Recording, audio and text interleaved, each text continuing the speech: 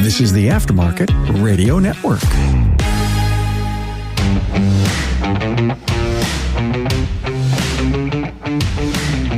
Welcome to another episode of Business by the Numbers. I'm your host, Hunt Emers, CPA with Parmelis and Associates. So hand in hand with last week's episode talking about cash reserves, how much you should have, common mistakes that people do to lose their cash reserves, we should probably look at the other side of the coin. Running low on cash, looking to cut expenses, need to borrow money, don't know where, what are your options, where should you look first? Everything else in between is what we're going to talk about this week. Before we get into that, I just want to stop and say thank you to you and the rest of the dedicated listeners. Remember, if you want your question answered on here or just have a question for me, shoot me an email at podcast@parmelis.com. And lastly, we cannot forget our dedicated sponsors, NAPA and Promotive, for being such loyal supporters of the show. If you need a new shop management software, give Trax a call. And if you need to recruit the next person for your team, give Promotive a call. Hey, did you know NAPA Trax has on-site training plus 6 days a week support? It all starts when a local representative meets you to learn more about your business and how you run it. After all, it's your shop, so it's your choice. Let us prove to you that Trax is the single best shop management system in the business. Visit them online at napatrax.com. That's napatracs.com. Are you tired of writing ads that don't generate one good candidate? Introducing Promotive, a full-service staffing solution for your auto repair shop. Go beyond the job boards and let them find your next rock star. They do all the heavy lifting for you. Visit them online at gopromotive.com. This is a conversation that I'm having with a shop. And realistically, this is probably a conversation I've had 3 or 4 times over the last 2 months. So if you're in this position and the story about needing cash is going to resonate with you, then maybe this other aspect does, because I want to give a little context about 2024. We're almost at the end of it. By the time you guys are listening to this, we are at the end of it. But what did this look like? What was it like for most shops, and where did a lot of my shops end up? So overall, we work with 630 shops a month. I would say overall it was a good year for shops. Most shops are up. Most shops are not majorly up, but I would say most of my clients are pretty happy with where they stand. Now, are most shops up 20, 30%? No, right? A lot of shops are up 5, 10, 15%. And a lot of that is largely due to pricing, right? We're still seeing a really, really high inflation market. So just to keep up with yourself, you're going to have to increase top line revenue, even though that might not increase bottom line, or it does, but not with the same purchasing power. Now, if you look at the numbers, if you look at the reports, the average American doesn't have a whole lot of money, right? There's an election year. There's wars going all around the world. What is the reason for why some shops are slow and some shops aren't? There's not a consensus. I always say that this industry is half into witchcraft or superstition, because whenever I talk to my clients, hey, why are you down? They always have a reason. And sometimes there is a reason, sometimes there isn't. Like I said, I have shops that are in the same zip code, same street, and one of them's having a record year and the other one's not, and they're doing similar stuff. If you want to read into it, if you want to try to find reason in it, then sure. But that's not really what the point of this is. The point is that a lot of my clients that are really struggling now did not see this coming. Arguably, the writing was on the wall. A lot of these shops had been struggling for a couple of years on it, but a lot of this had been masked with government programs. Some of these calls that I've had the last couple of weeks, my clients have been like, man, it's been a really bad year. And surprisingly, when I look at the overall profit, they're actually having a better year than they had for the last 2. One client specifically, he's not making a ton of money. He's making 20 grand through November, but previous year he had lost 140,000 through November. Why is he only calling me now and saying, Hunt, business is not doing well? The reason is because people look at their cash. If they got cash in a bank account, business is going okay. So with 2 rounds of PPP, ERTC, EIDL, some of these clients have got upwards of almost $1 million worth of government assistance, government loans, some of which need to be paid back. And so that's, I think, masked a lot of people's underlying issues. Some of this stuff is coming to light, and some of people are in a cash crunch right now. But I think a lot of this is underlying issues that have been building up. And as we talk about this in a little bit, this is one of the biggest issues, right? If you're going to try to address this and say, Hunt, help, I need cash, don't just dump cash into a sinking ship, because you're just going to lose more money, right? What got you here in the first place? Can we fix this? Okay, if we can, then let's dump cash into it and right this ship. The other story that I see a lot for people is people went for broke on this and they did it with no safety net. COVID was really good times for most of my clients, right? Had a lot of clients growing, either in volume, in location on this, expanding. If you're one of these shops and you're looking at 21, you're 20% up. 22, you're 25% up. 23, you're 30% up. Where would you expect 2024 to go? You're not crazy to think this. Even one of my kids would look at this chart and say, hey, we went from 2 million to 3 million to 4 million. We're going to go to 5 million. And so I see a lot of clients staffing for it, advertising, investing for this. And then some of these clients have had down years, right? So if you are expecting a 30% growth year and you have a 20% contraction in top line revenue, I don't care what you do. You're not going to be able to pivot fast enough to not burn through a ton of cash. Now, if you had a lot of good years without heavy growth, hey, maybe you had a couple $100,000 to be able to withstand that and say, woo, man, we grow a little bit too fast. We burned through some money. We righted the ship, let go of some people, cut costs, whatever it was. But some of these guys, they went all in, right? Hired the general manager, opened up that other location. And when you have that pullback, it was immediately, hey, we had no room for error here. We had an error and now we're borrowing money and it's really expensive. Or, hey, no one wants to deal with us because of the financial picture, whatever it is. How we got here is a lot of different ways. And the biggest thing about this is I see a lot of people that have a lot of shame on this. Oh man, I can't believe I ran out of this money. Hey, it is what it is, right? We got here and you have to be mindful of this. You can't stick your head in the sand and hope it gets better, because one of the things that we're going to talk about here is how quickly you need this money is going to dictate how expensive this money is going to be for you. The overall idea here is if you're sitting here right now saying, Hunt, help, I need cash, and you truly are out of money on this, there is always people that are going to lend you money. But if you need it and you need it today, it's going to be very, very expensive. This is why it's super important to be looking at this stuff, to be cautiously optimistic as well. Well, Hunt, all I need is 20 grand. And if I have this, and this goes right, I'll be able to make it through the end of the year. So I'm going to go borrow 20 grand. What they really are looking at is saying, well, hey, what could go right, but what could go wrong? Let me go worst case scenario, make sure that I'm protected. Make sure you're not looking at this as best case scenario, because let's be real. That's probably not how most businesses are run. That's also probably not how you got into this position either. Be careful on this. Before you start looking at loans, before we get into how much you need, how long you should take to pay it back, or where you're getting this money on this, what can you do immediately? If you're looking at this, and hopefully, like I said, you've already done some forecast on this, and you're looking ahead to a cash crunch situation, start preserving cash immediately. And what I mean by that is, no, I don't mean not paying my vendors. No, I don't mean starting to stiff my employees. I mean anything that I can put on a credit card, I'm going to put on a credit card. And so if I have my parts bill come in and I have the access to my credit card, I'm going to put the NAPA bill on my credit card. Now, why am I going to do this? Some of my vendors will accept a credit card and they will not charge me a fee for it. And if things go to plan, I have 30 days and I can pay that back with 0% interest. I will be upfront with this. I hope that I do not have to carry a balance on this credit card, right? But I know I have the option, right? So we are not deliberately going to debt, but we're having the option there. But let's be real. If we're listening to this, if we're doing this stuff, we don't really have options right now to say, hey, that's too expensive of debt, right? We need money. It is what it is. The reason why I want to preserve money at all costs is, like I said, NAPA will take a credit card. Your landlord probably will not. So be careful where you're paying expenses on this. And again, I am not telling you to stiff anyone, but if you have credit terms, use them to your full advantage, right? The whole idea here is you're in a dark place. You hopefully have a light at the end of the tunnel. You need to get from here to there. You're going to have to stretch the finite amount of cash that you have as much as you can to try to make it to the other side. This is not about fixing everything right now. This is about getting to the other side and a quick Band-Aid so you can get into an overall solution. NAPA Tracks was built from the ground up to make your business more profitable and efficient. They provide an extensive set of tools to increase and track profitability in real time. NAPA Tracks offers the industry's best wholesale support, hands down. They train your people on site. Yes, on site. They also offer remote refresher training 10 times a week, and customer support is open 6 days a week.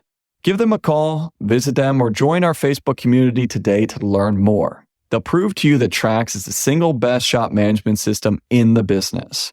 NAPA is always customized and tailored for your business, whether you're a one-man shop or a large multi-bay or multi-location company. After all, it's your shop, so it's your choice. Visit us on the web at napatrax.com. That's NAPATRACS.com.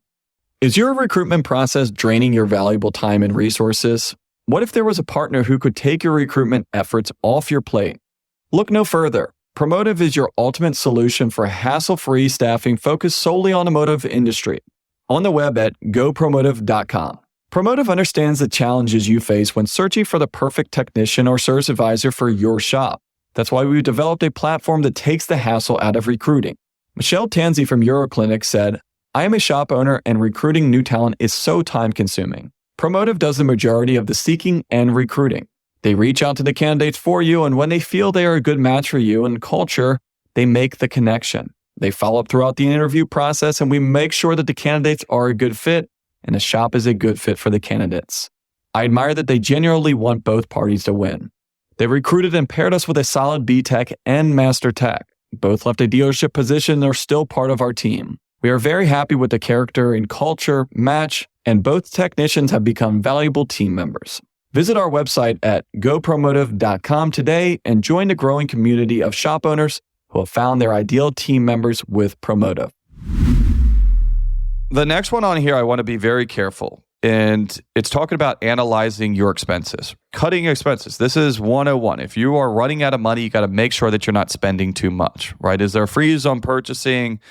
Is there a cap on whatever? Great, right? Anytime that you can get fiscally responsible is going to work. The thing that I say be very careful about this is sometimes I see people trying to nickel and dime their way into a profit or nickel and dime their way out of a really tough situation, and it never works. The most common thing that I see, and I get it, it's probably your number one expense. Man, I'm running out of money. I'm going to cut my advertising. I can't afford the $8,000 in mailers. I'm sorry, I just got to cut these. It just doesn't make sense. You got to look and see what's getting you into this issue. If you have more work than you know what to do with, and you're still losing money because you can't find the right person in the back, then absolutely, that would be a frivolous expense, and we should cut that.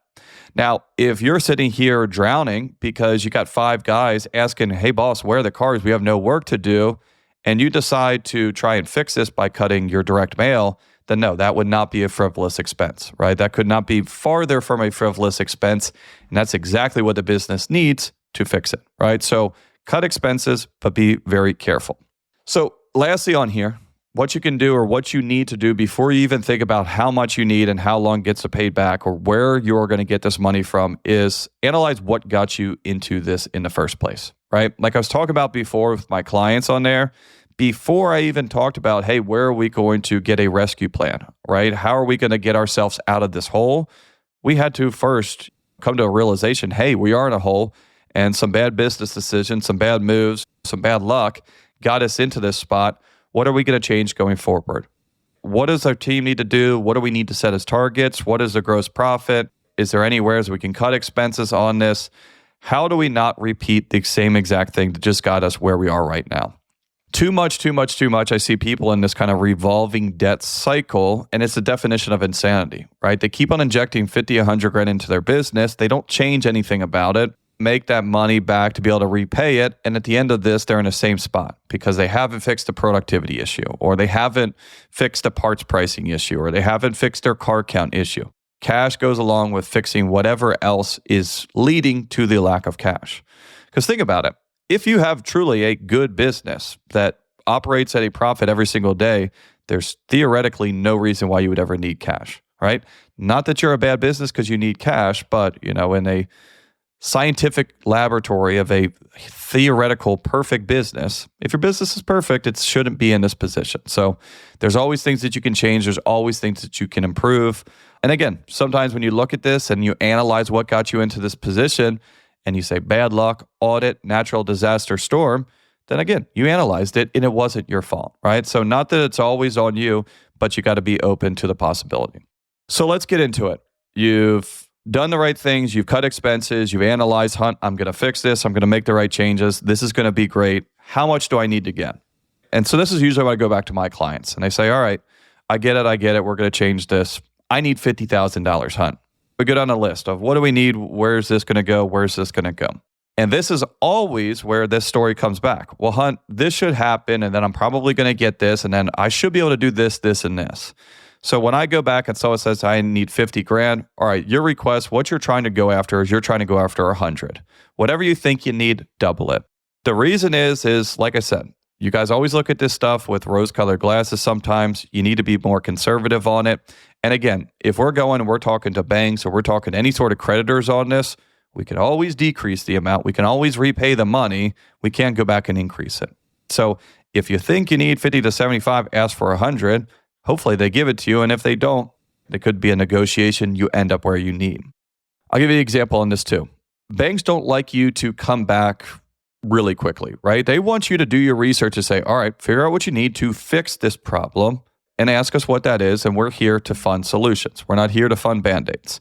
So if you went to a bank and said, hey, give me $80,000. Here's what I'm going to do. Here's what I'm going to change. Bank agrees to the deal. Everything goes fine. Great. If you go to a bank and you say, hey, give me 40 grand. It's going to fix the deal. Everything's going to go fine. Great. They will probably fund both of those deals. Now, remember, one of them, you only got half the money. You only got 40 grand. And if we're looking at these, we're probably going to assume that 40 grand was not enough money. So if this other shop that only got $40,000 up front went back to the bank 60 days, 90 days later and said, you know what, it wasn't enough. We need another 40 grand. I don't think that bank's going to give that shop any money, right? Even though if you look at the other side of it, that similar shop got $80,000. You don't want to be coming back for it. Do your research on this. And again, prove to the bank that you did your research on this, because if the bank doesn't trust you did your research on how much money you need, do you think that they're going to trust your fixing or your success story? So take a look at that stuff. And then how long do you think you'll need to pay it back? On this one, the answer is as long as the bank will give you. The longer you have to pay it back, the better it's going to be on your cash flow.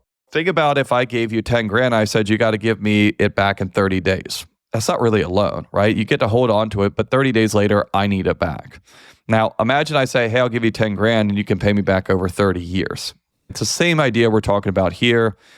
Generally, the more aggressive, the quicker you got to pay it back. The higher interest rates generally have to be paid back quicker, or things that should be paid back quicker might look cheap, but if you end up stretching them out longer, that interest rates goes up.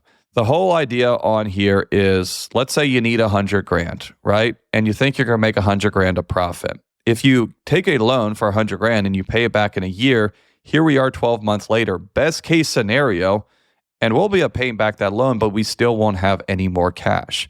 And this is where I say people get stuck in that cycle because they try to repay this debt too quickly. Something unexpected happens or it doesn't go perfect, and you're right back where you were. Compared to if you said, hey, give me 100 grand, I'll pay back over 5 years. We pay back 20,000 the first year. We still have 80,000 of profit, right? To start building back our reserves and stop that cycle and not get back into debt, hopefully. We figured out what we need to do, why this happened, right? How we figure out how long we need to pay this back, how much we should get. Now, where do you go to get this money? I'm ranking this in priority value, right? Everyone's going to be a little bit different depending on what you do. You have different access to this, right? If you're selling cars, you probably have easier access to credit lines than some people that don't or don't stock inventory and stuff like that. First and foremost, and this is the easiest one, if you have the real estate or if you have any real estate on this, real estate's generally the easiest way to get money. The reason why the real estate is the easiest to get money is banks love collateral. And banks love real estate above all other collateral, probably other than cash. So if you're in a hypothetical situation, you need $100,000. Let's say you have a piece of real estate worth $1 million and you owe $500,000 on it. There's probably going to be a long list of banks that are going to give you a $100,000 line of credit if you have that much equity in a piece of real estate. I'm guessing it's not going to be that easy for most people, right? Because you probably don't need to listen to a podcast episode to say, hey, I have a ton of equity in this real estate. I'm going to take it there. The biggest thing I'll tell you on the real estate side of this is obviously if you have that, just go that way. Usually talking to your existing bank is the easiest thing to do. Doesn't mean you have to stay with them, but I always say existing bank, whoever has the current security filings on this will be the cheapest, easiest, and quickest. If they're not going to deal with it, again, all banks like real estate, you can shop that one around. If I'm looking to get money out of a piece of real estate, generally, especially if it's quick money where I just need to clean up some stuff, but I don't really plan to hang on to it that long, I will generally try to do a line of credit on real estate. Lines of credits, if the bank's willing to do so, can be set up virtually instantaneously, and they also preserve my interest rate on my existing mortgage. The biggest thing that I've been seeing now here is for you guys that are sitting on really good interest rates on your mortgages, residential or commercial, these banks are getting really, really picky and will try to make you refinance no matter what, right? So I just had a client that had a very similar situation of that. $1 million piece of real estate, $500,000 mortgage on it, and wanted a small line of credit. And more or less, the bank was going to force him to refinance the entire mortgage just to do this. The whole reason is he had a really, really cheap, and still does because he went somewhere else, has a really cheap mortgage, and the bank wants it off their books. So if they can get a 4.3% commercial mortgage or whatever his was off the books, they're going to use your need of cash as leverage for that. So just be careful. Right down the same lines of this, if you don't have the real estate on it, again, we're still looking to leverage the business. If at all possible, don't get yourself involved. Don't get your primary residence involved. Don't get your personal credit involved. Try to have everything running through the business. Obviously, if all else fails and you have nowhere else to go, then fine. But I don't like to leverage my personal credit or any sort of personal liabilities when I can shift that onto business. It's part of the beauty of a business LLC tax structure that we have set up there. So again, business loan or business line of credit, the same idea that we're talking about on the real estate. The difference for something for your business is generally you guys don't really have collateral. Sure, you got some equipment, some of it might have financing on it, and really it just doesn't have a very good resale value. If you have a ton of inventory, they might look at that as collateral. But generally, if you're just looking at a business line or business loan, they will do these. They have to be smaller if they don't have an intended purpose. And if you want a larger amount, you really are going to have to set up a much more of a formalized plan, right? If you're saying, hey, I got a plan to fix this business, it's going to cost me $250,000 to do. Your bank will absolutely finance that, right? If you can tell the story, if you can paint the picture, if you can show the projections, if you can show, hey, this is where I went wrong, this is what I'm going to change, and here's how I'm going to prove it to you. Really, all of this stuff is about painting the picture. Generally, if you are in this position, your current financials do not look good. It's going to limit the amount of people that will look at your financials because some banks will not lend money to people that aren't making money. A lot of them will, but you have to be able to convince them that you're going to be able to right the ship. Once we get outside of talking about the real estate and regular classical banks, you start getting into the third party and the outside secondary and tertiary market of lending. If you want to look into business loans outside of your bank, you start out with the banks, credit's too bad, business is looking too rough. That's where the guys like Cabbage, Amex does business financing on it. QuickBooks does business financing on this stuff. You can see my tone in my voice, right? These are not something that I would advise. They're out there. If you can do them correctly and if you can do them right, they don't turn out to be hatefully expensive. But the biggest thing on these is it's really hard to get out of. I don't see a ton of these, but I had a client that did like $100,000 on an Amex one. It was 6 months. I think they charged them like 10% or something, which isn't hateful, but he had to pay it back in 6 months.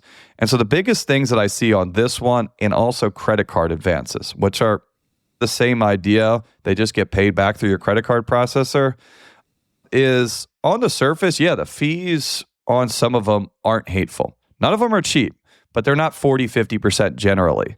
The thing about these is, remember back to what we're talking about timing, right?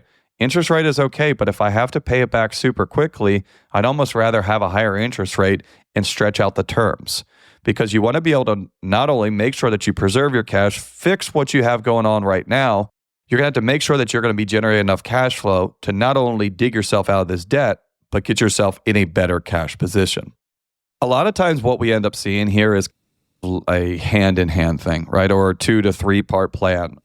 A lot of times, like if I'm ranking this from most advisable to least advisable, but realistically, some shop owners listening to this are going to have to go from least advisable to most. If your financials are rough enough or you don't have enough collateral or credit, you might be forced to someone like Cabbage or Amex, right? Because someone like Chase or Wells Fargo is not going to touch you, right? And so what I see sometimes is people look at this and saying, hey, ultimately, I need a $200,000 cash infusion to really fix this business. But what I need to do right now is get $50,000 in here, clean some of this stuff up, right the ship, start putting some good numbers down on tax returns and financials. And then at that point, I don't need to sell a complete fix for a bank, right? I can go to a bank 6 or 8 or 12 months into this and say, hey, I get it. 2022 didn't look good. 23 looked even worse. But look at what I'm doing now and look at what we're doing. If you can take some of the risk out for the bank, they're going to be much more likely to lend you money. Now, don't forget, banks lend to people that have money, not people that want money. And none of this is going to be easy. But if you do a little bit of research and you have a bit of forecasting, none of this should be a surprise. But things happen. Even the most successful businesses at some point probably need access to capital. However, they were able to find that and repay this is probably why some of those succeeded and others failed. As always, please share this with friends. If you have any questions or want to hear your question answered on a future episode, shoot me an email at podcast@parmelis.com. Just want to say thanks again for listening on the Aftermarket Radio Network. You can find all shows on the aftermarketradionetwork.com and on your favorite podcast listening apps. So thanks again for joining me on Business by the Numbers. Stay safe out there, and I'll talk to you all next week. You've been listening to Business by the Numbers with Hunt Demarest on the Aftermarket Radio Network. Follow Hunt on your favorite podcast listening app. Let him know what you'd like him to cover. His email is in the show notes. Hunt is all for advancing the aftermarket.